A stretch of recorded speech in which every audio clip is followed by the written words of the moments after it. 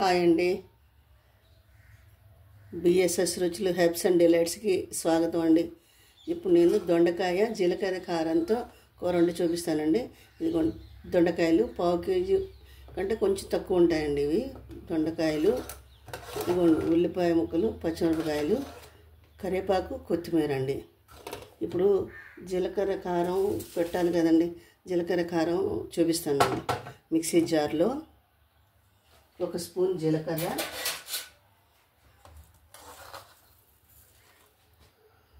ఒక స్పూను జీలకర్ర వేయాలండి. 1 స్పూను కొంచెం వేస్తున్నానండి. చాలా బాగుంటుందండి.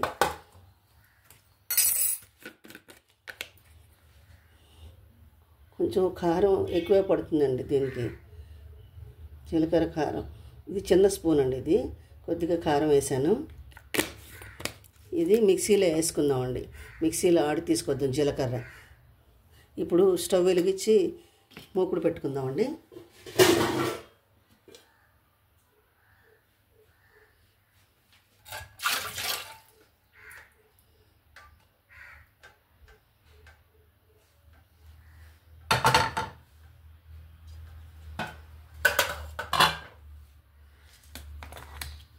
స్టవ్ వెలిగిద్దామండి.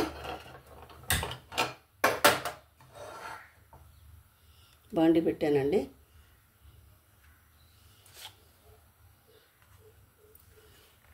ఈ కారం పడుతుందండి. చిన్న స్పూన్ అండి ఇది.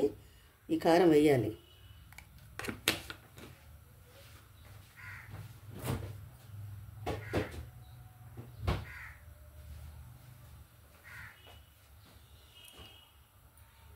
బాండి వేడెక్కిందండి. ఆయిల్ వేద్దామండి.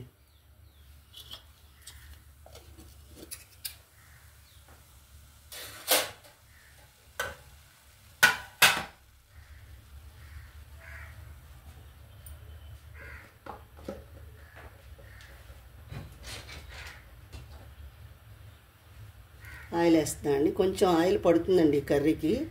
కొంచెం ఆయిల్ వేసానండి. చాలా బాగుంటుందండి కర్రీ. దాంట్లోకి ఒక 1/2 స్పూన్ పచ్చిశనగపప్పు, ఒక 1/2 స్పూన్ మినపప్పు, ఒక 1/2 స్పూన్ జీలకర్ర, ఒక 1/2 స్పూన్ ఆవాలు,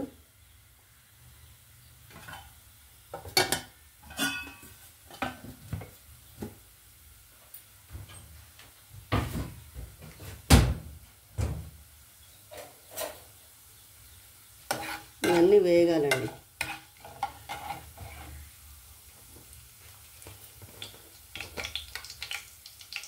కొంచెం ఒక 1/2 స్పూన్ ఇంగువ,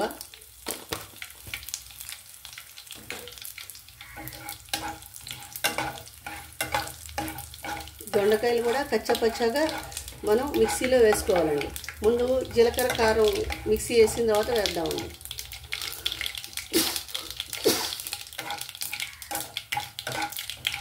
తిరగమాత వేగిపోయిందండి. ఇప్పుడు ఉల్లిపాయ ముక్కలు వేసుకుందామండి. ఉల్లిపాయ, పచ్చిమిరపకాయ, కొత్తిమీర, కరివేపాకు, కొత్తిమీర,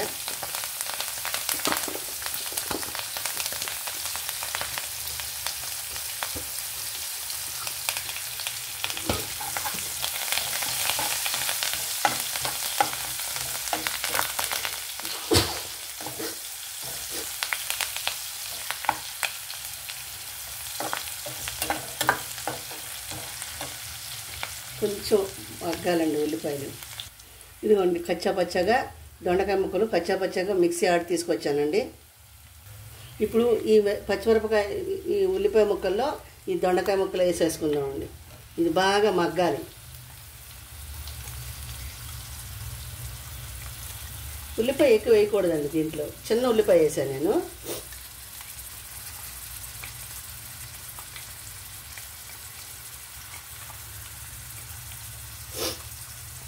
చాలా బాగుంటుందండి. గ్రేవీగా కర్రీ చాలా బాగుంటుంది.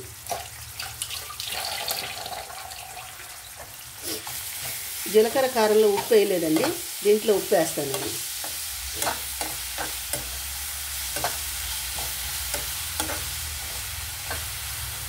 ఎక్కడన్నా ఒక్క దొండకాయ నలిగిపోయినా పర్వాలేదండి, మగ్గిపోతుంది. నూనె ఎక్కువ పడుతుందండి కూరలో. కొంచెం పసుపు వేస్తానండి.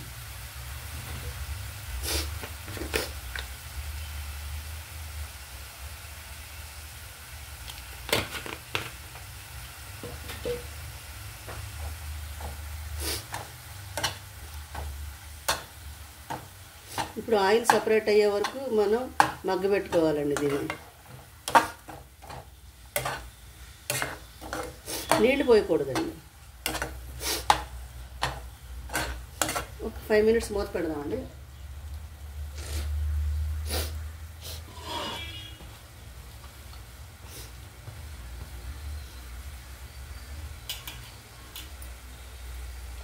ఒక 5 మినిట్స్ మూత పెడదామండి.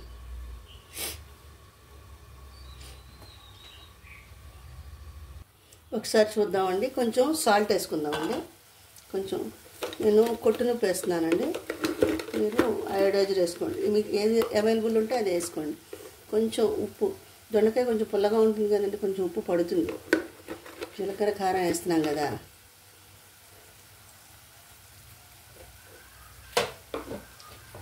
కొంచెం వేసానండి, చాలపోతే మళ్ళీ తర్వాత వేసుకుందామండి.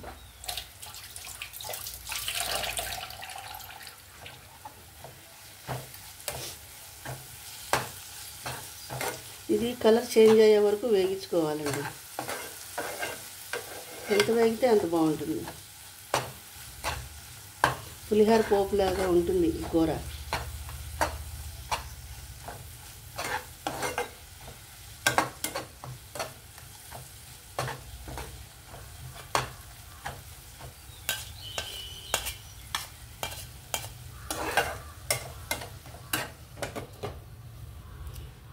ఒక 5 మినిట్స్ మగ్గాలండి. ఒకసారి చూద్దామండి. సరే, రంగు మారుతుంది, ఆయిల్ బయటకు వచ్చేస్తుంది. ఇదిగోండి జీలకర్ర కారం కొట్టానండి. ఇదిగోండి కారం. ఈ కారం వేయాలండి. కొంచెం మగ్గాలి, ఇంకా కొంచెం కలర్ మారాలి. కొంచెం మారితే అప్పుడు జీలకర్ర కారం చాలా బాగుంటుందండి. ఉల్లి కారం కంటే జీలకర్ర కారమే బాగుంటుందండి.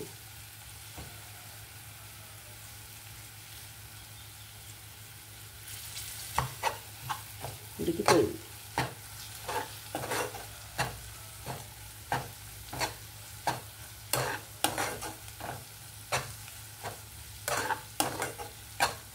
ఇంకొక 5 మినిట్స్ మగ్గితే కారం వేసేసుకుందామండి.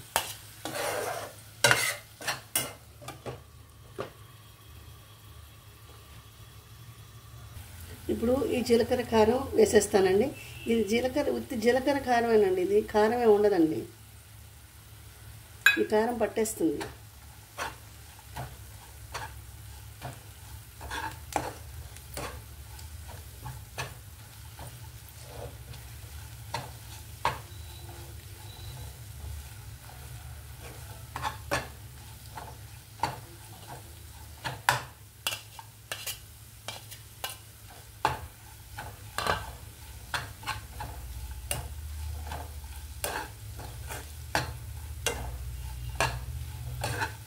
సరే, ఎంత బాగుందో.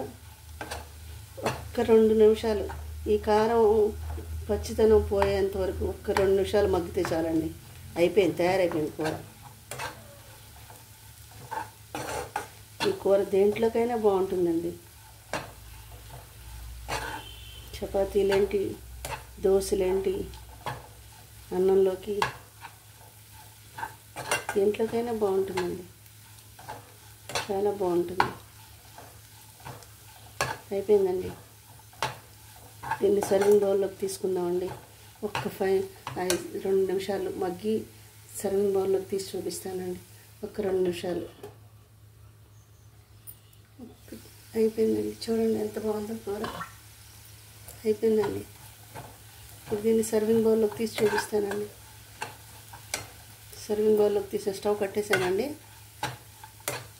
మీరు కూడా ఒకసారి ట్రై చేయండి.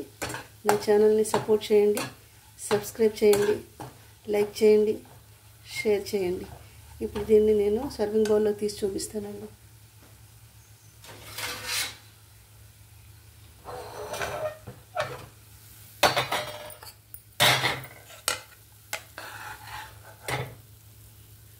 సర్వింగ్ బౌల్లోకి తీస్తున్నానండి.